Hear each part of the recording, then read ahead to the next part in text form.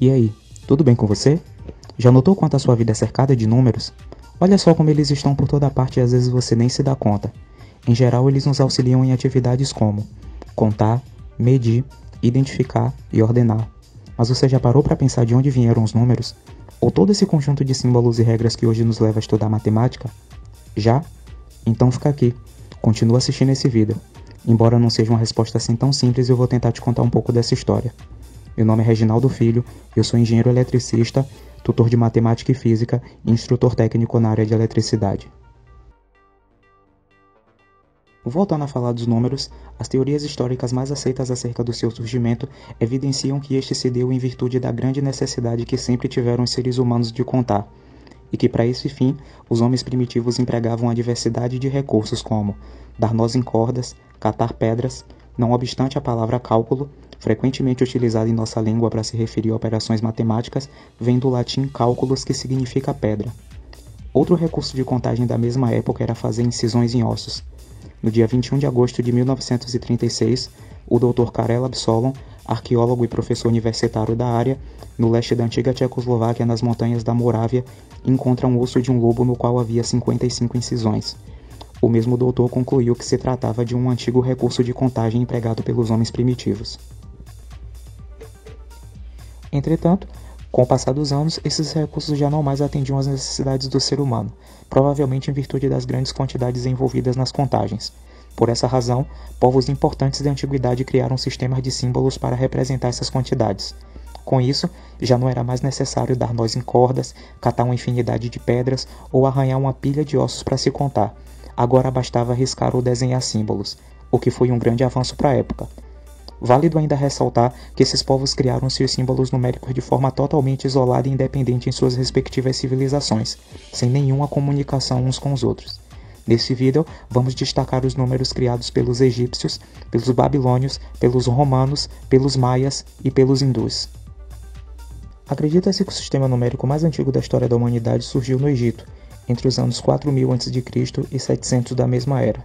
Constituído de 7 símbolos, todos potências de 10, são eles: um haste vertical, representando o número 1, um arco, representando o número 10, uma corda enrolada, representando o número 100, uma flor de lótus, para o número 1000, um dedo levemente inclinado em sua extremidade para o número 10.000, uma ave, em algumas outras representações pode aparecer como um peixe ou um girino, para o número 100.000, um egípcio de joelho com os braços erguidos para o número 1.000.000.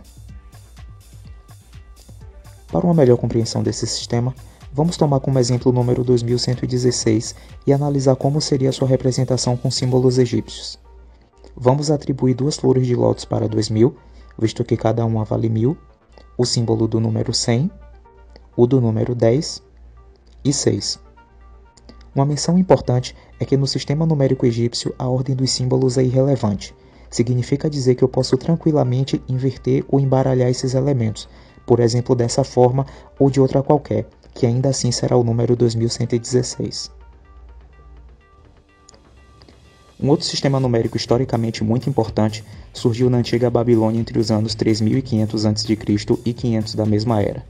Constituído basicamente de 2 símbolos, são eles: o cravo, que tem valor numérico 1 ou 60, e a asna, que tem valor numérico 10. Note nessa imagem a contagem de 1 a 59 em números babilônios por meio de combinações desses 2 símbolos. A representação do número 60, que não aparece na imagem, seria igual à do número 1, visto que, como antes dito, o símbolo cravo tem valor numérico 1 ou 60. E diante disso você pode questionar se o número 61 teria sua representação simbólica igual à do número 2.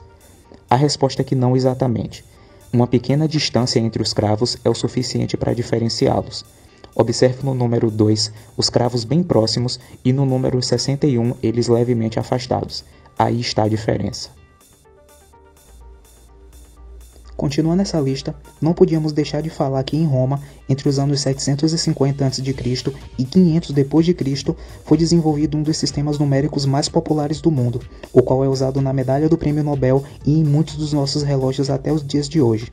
Os números romanos em sua versão mais atual são constituídos de 7 símbolos, todos eles letras maiúsculas do nosso alfabeto latino. A letra I representa o número 1, a letra V o número 5, o X representa 10, o L 50, o C 100, o D 500 e o M 1000. Mas nem sempre foi assim. O número 5 no sistema romano em questão em suas versões passadas já foi representado dessa maneira, o que se acredita ser em alusão aos 5 dedos de uma mão, até depois de várias atualizações se a letra V como hoje conhecemos. Para mais um exemplo de como foram essas mudanças nos símbolos romanos ao longo do tempo, veja nessa imagem todas as formas usadas para representar o número 1000 até chegar na letra M como é hoje.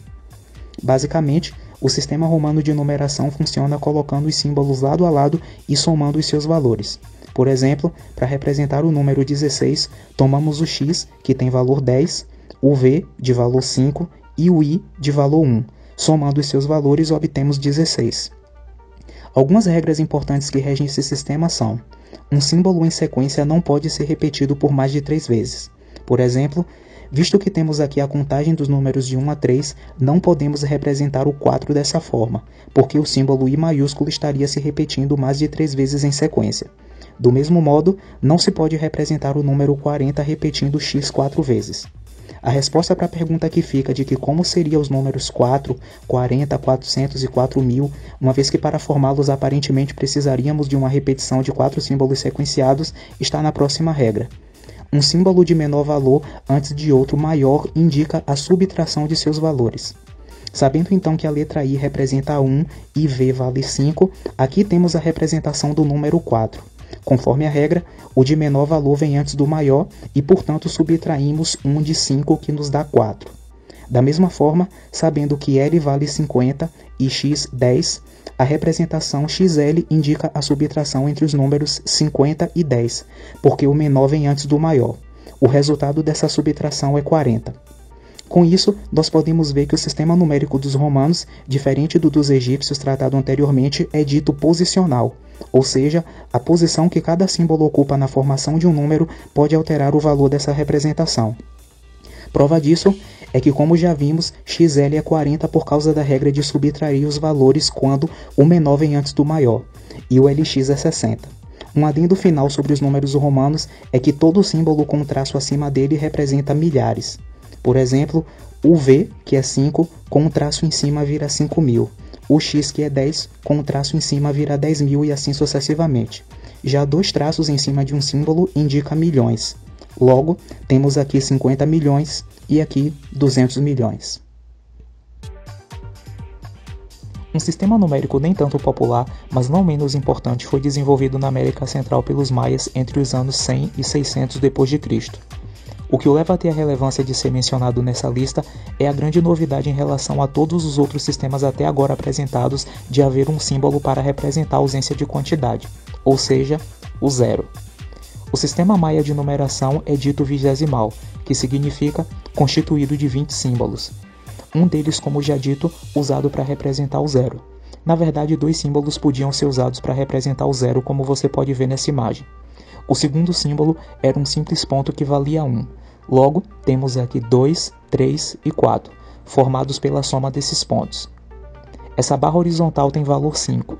Portanto, 5 mais 1, 6, depois 7, 8 e 9. 2 barras, cada uma de valor 5, nos dá o número 10, mais 1, 11, continuando 12, 13 e 14. 3 barras, cada uma de valor 5, resulta em 15, mais 1, 16, continuando 17, 18 e 19. Esses são os 20 símbolos que constituem os números maias. E uma vez utilizados de forma solitária cada um dos símbolos, daqui para frente para formar os outros números é só combinar 2 ou mais deles.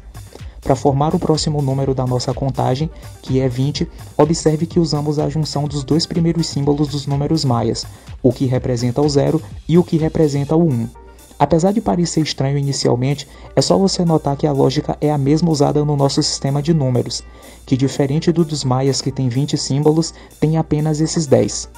Note que depois de utilizar cada símbolo de forma isolada, para continuar essa contagem, formando o número 10, utilizamos os 2 primeiros símbolos do sistema, o que representa 1 e o que representa 0. No sistema maia fizemos o mesmo para representar o número 20 depois de esgotar os 20 símbolos do sistema. Tomamos o símbolo que representa o 1, que é esse ponto, e o que representa 0, que é esse corpo circular meio esquisito. E para fechar o vídeo de hoje, finalmente chegamos aos nossos números. Ele é um sistema numérico decimal. Isso significa constituído de 10 símbolos que são esses que nós já conhecemos bem. Qualquer número formado, por maior que seja a quantidade que ele intente representar, será formado por combinações desses símbolos, onde a posição de cada um deles nós sabemos que pode mudar e muito o valor final. Note que a grande novidade deles em relação a todos os apresentados anteriormente é de que em hipótese alguma quando combinados 2 ou mais símbolos, seus valores são somados. Afinal, esse símbolo tem valor 1, esse tem valor 4. Se combinarmos os dois, jamais teremos o número 5. Muito longe disso, conforme a posição que cada símbolo ocupa na representação, podemos ter o número 14 ou 41. Nosso sistema numérico recebe o nome de Indo-Arábico. Indo porque foi desenvolvido na Índia. As suas versões mais antigas acredita-se que surgiram em torno do ano 2000 a.C. E arábico porque foram os árabes que, uma vez conhecendo esse sistema na Índia, gostaram bastante dele e o divulgaram ao mundo. Especialmente quando os mesmos árabes conquistaram parte do norte da África e Europa, naquele período de grande expansão da religião islâmica. Uma vez estabelecidos na Europa, esses números posteriormente ganharam o mundo com as grandes navegações que de lá partiram e chegaram a outros continentes, exercendo neles grande influência, como idiomas e sim o sistema numérico. Ainda sobre a influência árabe nos nossos números, você com certeza já ouviu a palavra algarismo, que é o nome dado a cada um dos símbolos que constitui o nosso sistema. Por exemplo, você diria com muita facilidade que 428 é um número formado por 3 algarismos, ou seja, 3 símbolos do sistema indo-arábico de numeração. Isso se deve ao fato de que um grande matemático oriundo do Uzbequistão, chamado Mohammed ibn Musa al-Khwarizmi, foi autor do primeiro livro conhecido sobre os cálculos envolvendo esse sistema numérico. Isso fez ele ganhar uma grande reputação na Europa, a ponto dos símbolos dos números indo-arábicos serem chamados algarismos em uma alusão direta ao seu sobrenome al-Khwarizmi. Os números indo-arábicos tinham essa cara no século XII, se tornaram assim no século XIII, assim no século XIV, no século XV tinham essa configuração, essa no século XVI e atualmente são representados dessa forma.